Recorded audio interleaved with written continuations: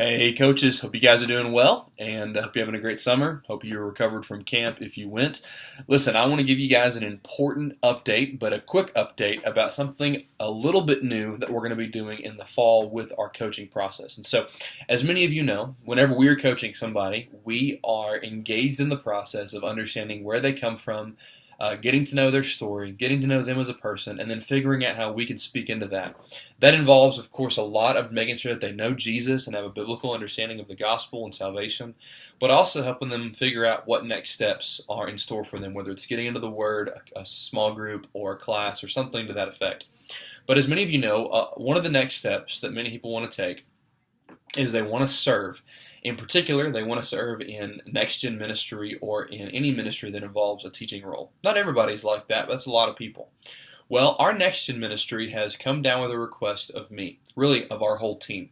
And that request is very simply this, that anybody who comes out of Next Steps that wants to serve in Next Gen ministry be at least at a 4 or a 5 on everything in their belief assessment.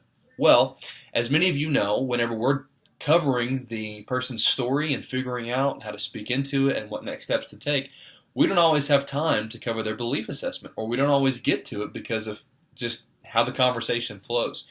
And so, what I've been doing over the last couple of months is just taking the people who are at a 3 or below, so people that are not at a 4 or a 5, and I've just been reaching out either to you, some of you coaches have gotten phone calls or emails from me just asking for clarification, but I've also been reaching out to the individuals themselves, and I've just been asking them to help me understand where they're coming from and why they put a 3 or a 2. A very common one is the issue of purgatory, the issue of hell, the statement, I cannot fix my own sinful heart. Those have been some common ones, and I'll be honest with you, some of those have just been issues of clarity. They just didn't understand the question, or they'd never heard about purgatory. Other times, folks are answering that the way that they answer because they don't have a biblically informed view of the subject. And so what I've done, and this has been pretty much in every case, I've just simply said, would you be interested in reading the biblical passages where we get this belief from, and then letting me know if your mind has changed? And it's been really cool, actually, to see people say, yes, I would love that. I've not had a person yet who have said, how dare you, you're being so judgmental. I've had, yes, I want to learn, I want to understand, thank you for reaching out, in almost every case. And so, I've done that, people have responded, and it's been really great because now those people have the biblical foundation that they need for those specific beliefs, and now they can go into Next Gen ministry. And so what we've done is we've essentially just pressed pause on people that want to serve, but who are not at a 4 or a 5. And then I've given them some resources, really just the scripture references, and asked them to reassess. Once they've reassessed, then we've sent them forward to Next Gen or to wherever they want to serve, and that's worked out pretty good. So, going forward in the fall, I would love for us to continue this for a couple of reasons. One, because we want to make sure, and our Next Gen ministry wants to make sure, that we're putting leaders in place who have a biblical conviction of their own that then can pass on a biblical foundation to our kids and to our youth. That is absolutely critical. The second reason, though, is because people need that personal equipping and information if they haven't had it or if they have some confusion on the subject. And so it ends up serving both the body and the person at the same time.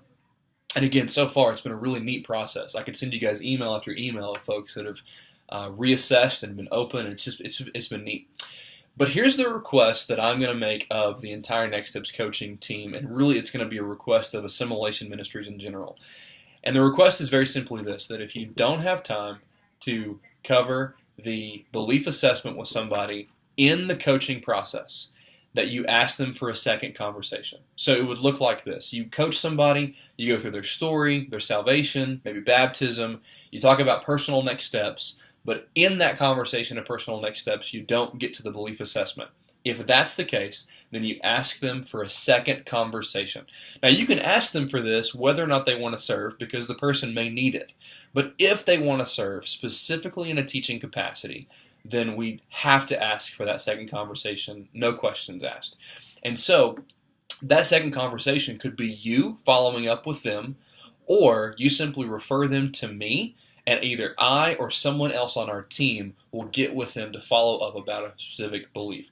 This has not been a long, drawn-out process so far, and I don't think it'll be a long, drawn-out process going forward, but it is a part that I think will be really good for equipping the person and equipping our ministries with people that have leaders that have convictions for themselves. And so that's the request going forward, that we simply ask for a second conversation that is primarily about belief and personal theology for the person and for the ministries they're going to be serving in. If you have any questions about this, I would love to talk to you about it, but I think this is a good step, something that we probably should have been doing beforehand, and for that, I apologize. This is an oversight on my part that I believe should have been put in place years ago, but I'm glad that we're doing it now, and I think it'll be a good thing going forward. Again, if you have any questions, let me know, but this is something that we're going to begin to do come the fall. So have a great day. Thank you guys again for all that you do. Have a good one. Bye-bye.